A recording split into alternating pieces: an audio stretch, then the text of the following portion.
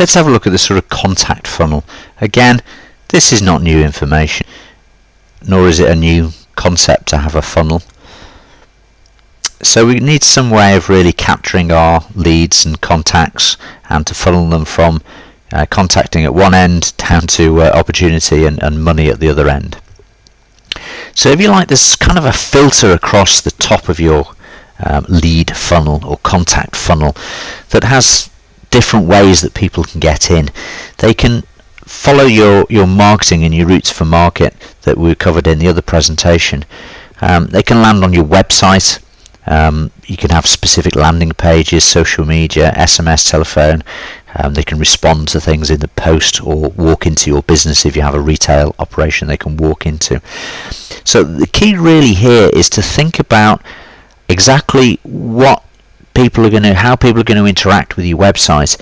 I see lots of websites where it's not really clear what their purpose is, and the way that people interact it is not clear. So they might find the website, but they don't necessarily draw people in. So what we really want to do, if you have a website, is to make sure if you're doing something like Google search advertising, that people come to very specific pages on the website and not to the the front door. They come into specifically the areas, and you can design websites to receive people in. You can either put landing pages specifically on the website. They might be landing pages that are visible to the navigation that you could navigate to, or there might be pages which are kind of invisible to the navigation of the website, but in the same template, in the same style, or they're standalone landing pages that really are designed very specifically for campaigns that allow you to bring people in from your route to market to a landing page and then on into your contact funnel. Social media is not just for publishing information and for interacting. Most of the social media sites at the moment, particularly Facebook, they have the opportunity for you to turn that into specifically your almost like a mini website. You can put forms on there. You can do things like fan gates, get people to encourage people to like you. There's lots of different things you can do with social media.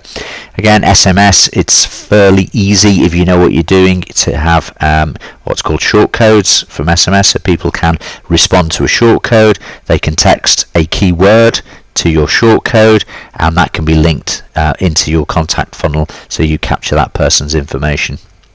Again, telephone numbers. The telephone number doesn't have to be the one that's listed in Yellow Pages.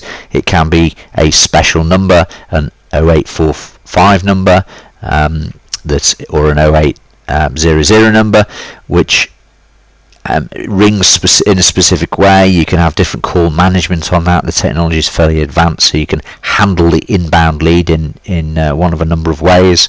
Obviously postal, you can have different business reply service addresses, and walk-ins are generally harder to actually divert in different directions, but all these ways are basically how people are going to be filtered from the advertising, from the marketing and the promotion you do into your contact funnel.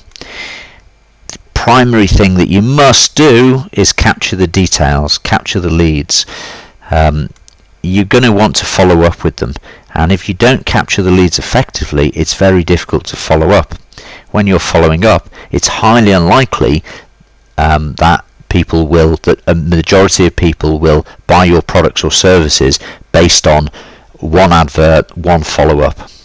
Okay, what you need is multiple follow-ups in order to get the people to actually develop a relationship of trust with you, and at some point in the future, when they're ready or when you've educated them enough, they may buy your product or services.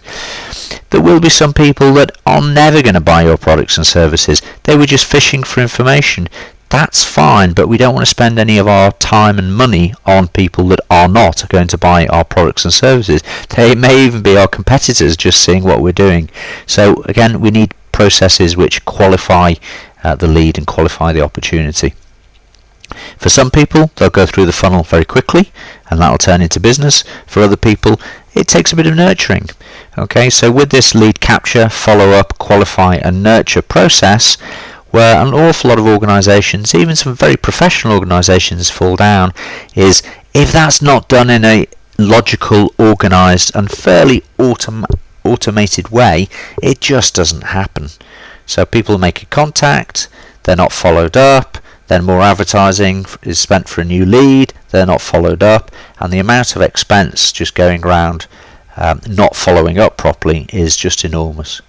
And obviously at the end of your contact funnel, when people are ready, when people have been qualified, when they've demonstrated that, yep, I'm ready to buy right now, you move into the sales process. The sales process might be as simple as click this button to place your order, or it might be we need to have a meeting or a consultation, whatever the sales process is that follows from there.